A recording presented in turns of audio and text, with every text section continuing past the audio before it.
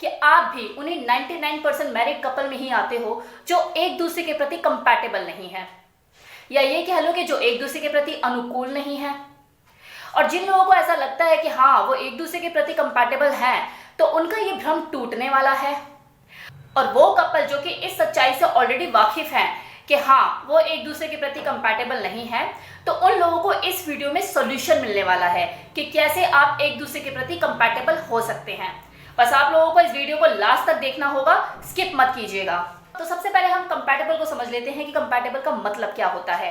Compatible का मतलब होता है एक दूसरे के प्रति अनुकूलता, मतलब दो लोग जो एक जैसे विचार रखते हो, एक जैसा थॉट प्रोसेस हो।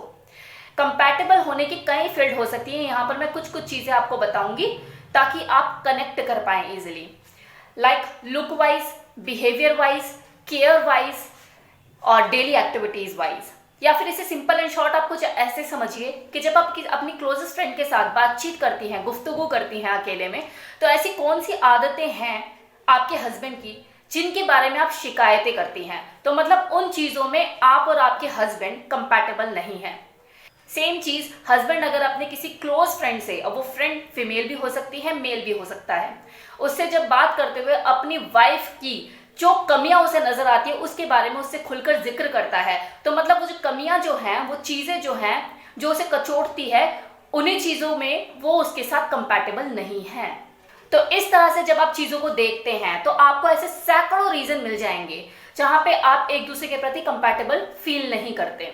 लेकिन ये सारी ऐसी चीजें हैं जहां पे आटे में नमक जैसा चलता है। लेकिन जब बात आती है मैरिड लाइफ की, जिसका आधार जो होता है वो सेक्सुअल प्लेजर होता है, सेक्सुअल लाइफ होती है, तो उसमें जब सेक्सुअल प्लेजर को फील करने वाली बात आती है और जब वहां पर कंपैटिबिलिटी नहीं होती, तो वहां पे कॉम्प्रोमाइज जैसी चीज नहीं हो पाती, वहां पर चीजें चुभने लग जाती हैं और एक दूसरे को कचोटने लग जाती है। अब बात करते हैं सेक्सुअल कंपैटिबिलिटी। इसका मतलब क्या होता है? मतलब वो मेल फीमेल जो बेड पर जब चीजों को परफॉर्म करते हैं तो एक दूसरे की सेक्सुअल नीड के हिसाब से, उनकी डिजायर और फैंटेसी के हिसाब से चीजों को परफॉर्म करते हैं और एक दूसरे को सेटिस्फाइड कर पाते हैं। इसका मतलब वो सेक्सुअली कंपैटिबल हैं। और अगर वहां कमी रहती है और वो एक दूसरे को सेटिस्फाइड नहीं कर पाते उस तरीके से जिस तरह से सामने वाले की डिमांड है, तो मतलब वो दोनों आपस में कंपैटिबल नहीं है। मैरिड लाइफ को बेहतर बनाने के लिए एक सेटिस्फैक्टरी सेक्स का दो लोगों के बीच में होना बहुत ज़रूरी होता है। ये ना सिर्फ दो लोगों की फिजिकल डेवलपमेंट के लिए ज़रूरी होता है, बल्कि उनके मेंटल ग्रोथ में भी इंपॉर्टेंट रोल प्ले करता है। जब ये चीज़ें दो लोगों के बीच में उनकी ज़रूरत के हिसाब से नहीं होती तो फ्रस्ट्रेशन आती है और एक बंदा अपनी लाइफ पार्टनर के होने के बावजूद भी अपनी उन फैंटेसी को, उन डिज़ायर को दूसरों में तलाश करता रहता है और ज़िंदगी भर भटकता रहता है। हमारे समाज में 90% लोग अपनी इसी प्रॉब्लम से परेशान हैं और ये एक ऐसी चीज़ है जिस पर कोई खुलकर बात भी नहीं करता। अब बात करते हैं कि वो ऐसी कौन सी चीज़ है जिससे ये पता लगता है कि दो लोग आपस में सेक्सुअली कंपैटिबल नहीं हैं। तो इसमें बहुत सारी चीज़ें आती हैं, जैसे ओवरलुक वाइज वो कैसा है, मैं जिस मर्द से लिपटना चाहती हूँ क्या वो वैसा है, या मैं जिस औरत को अपनी बाहों में देखना चाहता हूँ क्या वो वैसी है, कहीं हैंगर तो नहीं है, पता लग रहा है कि मुझे भी कपड़ों की तरह उसके ऊपर झूलना पड़ रहा है, या फिर ऐसा तो नहीं कि जरूरत से ज्यादा मोटी है, पता लग रहा है मुझे ही उसने दबा दिया। अब सेम चीज मान लो कि हस्बैंड है, वो अपनी वाइफ के साथ सब कुछ कर रहा है, मतलब 2 बच्चे भी पैदा कर दिए उसने 4 साल के अंदर, लेकिन उन 4 सालों में उस वाइफ के अंदर ऐसा कभी कुछ आया ही नहीं कि वो उसे पहल करे, क्योंकि वो अट्रैक्टिव ही नहीं है। अब यहाँ पर मैं एक चीज बोलना चाहूंगी कि जैसे कुछ लोगों के दिमाग में होता है कि अगर कुछ भी नहीं था और कुछ भी ऐसा नहीं था तो बच्चे कैसा पैदा हो गए। तो यार बच्चे तो एक 17 साल का लड़का भी पैदा कर सकता है और एक 16 साल की लड़की भी पैदा कर सकती है। तो ये बच्चे होना एक बायोलॉजिकल प्रोसेस है। इससे ये साबित नहीं होता कि सामने वाला बहुत बड़ा मर्द है और वो जो औरत है वो इतनी प्यार में पागल है, उसके इतनी अट्रैक्टेड है कि रोज के रोज रात को बेड पे उसके साथ कूदती हो। तो ये बायोलॉजिकल प्रोसेस होता है, इसका कंपैटिबिलिटी से कोई लेना देना नहीं होता, चाहे फिर 2 बच्चे हुए किसी के या 4 बच्चे हों। कुछ चीजें दुनियादारी के हिसाब से भी चल रही होती है, 2 इंसान साथ में रहते हैं, दुनियादारी निभा रहे होते हैं, तो जो बच्चे होते हैं ये भी एक दुनियादारी का ही हिस्सा होता है। तो इससे आपके भैया अगले के 2 बच्चे हो गए तो दोनों कंपैटिबल होंगे और दोनों चीजें करी होंगी इंजॉय, तब भी तो हुई है, तो इससे आप किसी के कंपैटिबिलिटी को जज नहीं कर सकते। अब दूसरी चीज, चलो यहाँ पर क्या है कि आपने ना लुक वाइज सारी चीजें मैनेज कर ली, फिटनेस वाइज भी आपने मैनेज कर ली कि चलो अगर लड़की मोटी है या अगर लड़का मोटा है तो आपने डाइटिंग करा के उसे पतला कर दिया, और अगर पतली है तो खिला पिला कर थोड़ा सा मोटा कर दिया। दूसरी चीज क्या आती है कि क्या वो साफ सुथरा है? अरे यार ये तो अगला 4 दिन में तो एक बार नहाता है, मैं रोज की नहाने वाली, मेरे को तो गंद बर्दाश्त नहीं है बिल्कुल भी। इसके लिए तो चाहे सर्दी का मौसम हो चाहे गर्मी का मौसम हो, इसको तो हमेशा एलर्जी रहती है नहाने से। लेकिन जब बेड पर चीजें परफॉर्म करने की बारी आए तो कभी एलर्जी नहीं होती, हमेशा रेडी रहता है। यार ये तो कोलगेट किए बिना खाना खा लेता है, मैं गंद को मुंह कैसे लगाऊं? अगली लिप किस करके राजी नहीं है उसे कि गंदे में मुंह नहीं डालना मुझे। तो ये सारी चीजें, यहां इन चीजों में कंपैटिबिलिटी आती है कि आप कितने साफ सुथरे रहते हैं। अब कुछ बीवियां जो होती हैं वो थोड़ी फेमिनिन नेचर की होती हैं कि चलो ठीक है भैया, मेरे 2 बच्चे हैं, इनको सिखा रही हूँ, तीसरा बच्चा और से इसे भी सिखाती रहूंगी सारी जिंदगी। लेकिन जो डोमिनेंट नेचर की होती हैं उनके साथ क्या होता है, साला मैं यहाँ पे सिखाने के लिए बैठी हूँ, यही काम रह गया मेरा। ये ज्यादातर प्रॉब्लम जो देखी जाती है वो अरेंज मैरिज में ही देखी जाती है कि भले ही आपको शादी से पहले फोन पकड़ा दिया हो कि आप 36 घंटे बात कर सकते हो उससे, लेकिन उसको बरतने का मौका आपको शादी के बाद ही मिलता है। तो एक तरह का जैकपॉट होता है कि अगर शादी के बाद चीजें आपके हिसाब की हुई, अनुकूल हुई, तो आपके लिए जैकपॉट लग गया, अगर नहीं हुआ तो अपनी किस्मत को फोड़ते रहो। तो ऐसी चीजें में कंपैटिबिलिटी इश्यूज आते हैं। अब कुछ केसेस में क्या होता है कि चलो देखने में चीज बहुत बढ़िया, सब कुछ बहुत बढ़िया, अगला ऋतिक रोशन जैसा लगता है या अगली मलाइका अरोड़ा जैसी लगती है, लेकिन जब वो चीजों को परफॉर्म करने आती है तो अजीब सी रूपरेखा बनाकर आ जाता है। मतलब बॉडी में से अजीब सी गंद आ रही होती है, बदबू सी आ रही होती है। इतना गुड लुकिंग होकर भी जब बॉडी के अंदर से बदबू आती है तो फिर से मन भिनभिना जाता है कि यार हट, नहीं करना तेरे साथ, तो कुछ भी लगता हो नहीं करना। फॉर एग्जाम्पल मर्डर मूवी के बारे में तो सभी को ही पता है, मल्लिका शेरावत और इमरान हाशमी। ये कहा जाता है कि मल्लिका शेरावत जब भी उसके साथ किसिंग सीन करती थी तो 4 बार उससे इलायची या फिर चिंगम चबाकर आने के लिए बोलती थी, वो कंफर्टेबल फील नहीं करती थी उसके साथ। तो ये चीजें बहुत मैटर करती है, ये कंपैटिबिलिटी का हिस्सा होता है कि आप किसी को टच करने जा रहे हो, किसी को किस करने जा रहे हो, किस तरह की खुशबू आ रही है, क्या दे रहे हो आप उसे। अब मान लो आपकी शादी किसी गवार से हो गई या किसी ऐसे इंसान से हो गई जिसे इन चीजों के बारे में नॉलेज ही नहीं है और उस चीज को फर्क भी नहीं पड़ता है, लेकिन अगर आपकी शादी किसी ऐसी बंदी या किसी ऐसे बंदे से हो गई जिसके लिए छोटी छोटी चीजें बहुत मायने रखती हैं, तो आप समझ सकते हैं फिर। अब चलो मान लेते हैं कि 2 कपल हैं, हस्बैंड वाइफ, दोनों ही एक दूसरे के एकदम अनुकूल हैं। जो भी मैंने अभी तक चीजें बताई, लुक वाइज, फिटनेस वाइज और सारी चीजें, मतलब साफ सुथरा भी रखते हैं अपने आप को, इन सब चीजों में वो अनुकूल हैं। तो बात आती है कि जब हस्बैंड वाइफ दोनों बेड पर चीजें परफॉर्म करते हैं तो क्या वो उस तरीके से कर पाते हैं जिस तरह से एक्सपेक्टेशन होती है। लेकिन अगर जो हस्बैंड है वो कोई पर्टिकुलर एक्ट परफॉर्म करना चाहता है, वाइफ भी चाहती है और वो करती भी है कोशिश करने की, लेकिन उसको प्रॉब्लम होती है, मान लो उसे जरूर ज्यादा पेन होता है, कोई मेडिकल इश्यू है कि वो उस चीज को ढंग से परफॉर्म नहीं कर पाती, चाहकर भी परफॉर्म नहीं कर पाती, तो जब ऐसी चीजें सामने आती है तो यहाँ पर भी कंपैटिबिलिटी इश्यू होता है। अब कुछ जगह पे क्या होता है कि वाइफ जो होती है ओवर डिमांडिंग होती है, वो कहती है मुझे गोद में उछालो, हस्बैंड उन चीजों को कर नहीं पाता है। ये जो सेक्स जो है ना, ये एक मिठाई की दुकान जैसा होता है जिसमें 5 तरह की मिठाइयाँ हैं। अब वो 5 तरह की मिठाइयाँ, उनमें भी कंट्रोवर्सी रहती है कि पसंद नहीं है मुझे, वो पसंद नहीं है, वो गिनी चुनी 4 चीजों में भी किसी को पसंद है, किसी को पसंद नहीं है। मान लें कि जो कपल है वो इन चीजों में भी कंपैटिबल है, 5 मिठाइयाँ जो है वो आराम से खा रहे हैं और खिला भी पा रहे हैं और एंजॉय कर पा रहे हैं। लेकिन जो 5 मिठाइयों के बाद वाली जो मिठाइयाँ होती हैं, क्या वो आपका पार्टनर आपको खिला रहा है? फिर जो 5 मिठाइयों के अलावा जो मिठाइयाँ हैं, आप अपने हस्बैंड को बोल ही नहीं पा रहे कि मुझे सोन पापड़ी भी खानी है। ऐसे कितने ही एक्ट हैं जो कि इंसान बोल नहीं पाता अपने पार्टनर को, चाह कर भी नहीं बोल पाता। अब कुछ लोगों की जो फैंटेसी होती है बहुत ही ज्यादा एक्सट्रीम लेवल पर होती है। मतलब मान लो कि अगर कोई हस्बैंड है, उसे थ्रीसम करना है, बोले कैसे? और ऐसा नहीं है, कितनी ऐसी वाइफ भी होती है जो थ्रीसम करना चाहती हैं। सोर्सेज अवेलेबल है नेट पे, देख लिया कहीं कि हाँ भैया थ्रीसम कर रहे हैं लोग, अंदर ही अंदर वो फील भी कर रही है कि कैसा लगता है कैसा नहीं, लेकिन उसे करना है, बोले कैसे?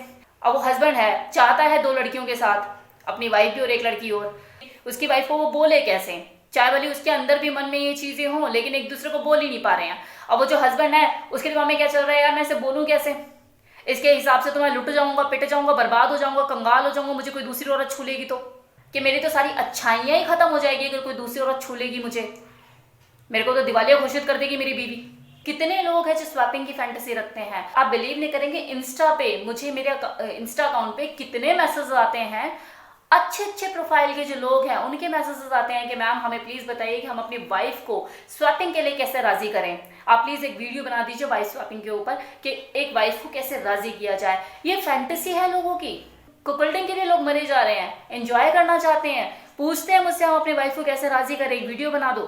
कुछ मैरिड कपल में क्या होता है, किसी को वाइल्ड करना पसंद होता है तो किसी को सॉफ्ट करना पसंद होता है। दो पार्टनर में से कोई एक है कि बीडीएसएम मटेरियल है, उसे रफ एंड टफ एक्ट पसंद होते हैं, उसे स्पैंकिंग करना अच्छा लगता है, वो दूसरा कर ही नहीं पाता है। तो एक को चाहिए दूसरे को नहीं चाहिए, एक को चाहिए तो ऐसे चाहिए, दूसरे को चाहिए तो ऐसे चाहिए। तो जब इस तरह की बातें सामने आती है तो पता लगता है कि दो लोग आपस में कंपैटिबल नहीं है। अब बात करते हैं कंपैटिबल हुआ कैसे जाए। तो कंपैटिबल होने की कुछ शर्तें होती हैं। यहाँ पर एक चीज समझो आप कि जो हमारे हाथ की जो पांचों उंगलियां है ना, ये कभी बराबर हो ही नहीं सकती, कभी हो ही नहीं पाएगी। ये जो हमारी मिडल फिंगर है, इसके बराबर का जो डिफरेंस है, अगर दो लोगों में इतना डिफरेंस है तो फिर भी जिंदगी आराम से चलती रहती है, कोई दिक्कत वाली बात नहीं आती, डिफरेंस मैनेज हो जाते हैं। लेकिन अगर दो लोगों में डिफरेंस इस मिडल फिंगर और इतना वाला डिफरेंस है, मतलब ये वाला जो डिफरेंस है, तो बहुत मुश्किल होता है। इस फिंगर में और इस फिंगर में जो डिफरेंस है ना, ये एक ही तरह से मिटाया जा सकता है। इसका नाखून बड़ा कर लो, बराबर हो जाओगे। तो ये नेल बढ़ाना एक तरह से सब्स्टिट्यूट है जिसका आप सहारा ले सकते हो। लेकिन जो नेल बढ़ाने का प्रोसेस है ना, इसमें बहुत टाइम लगता है। ये एक दिन की बात नहीं है, इसमें महीने लगते हैं। इसको केयर चाहिए होती है, इसको नरिश करना पड़ता है, टूटे ना तो संभालना भी पड़ता है, जैतून का तेल भी लगाना पड़ता है, कटिंग भी करनी पड़ती है, उसे शेप भी देनी पड़ती है। तो जब आप किसी के बराबर आने की कोशिश करते हो तो आपको बदले में केयर भी करनी पड़ती है, माइंड ओपन भी करना पड़ता है। मतलब आप फिर उस बड़े हुए नेल से हर चीज नहीं कर सकते, सारे काम नहीं करवा सकते। उस बड़े हुए नेल से आप आंख को खुजा नहीं सकते, चुभ जाएगा। तो कुछ चीजें आपको छोड़नी भी पड़ती है और कुछ चीजें आपको ऐड भी करनी पड़ती है।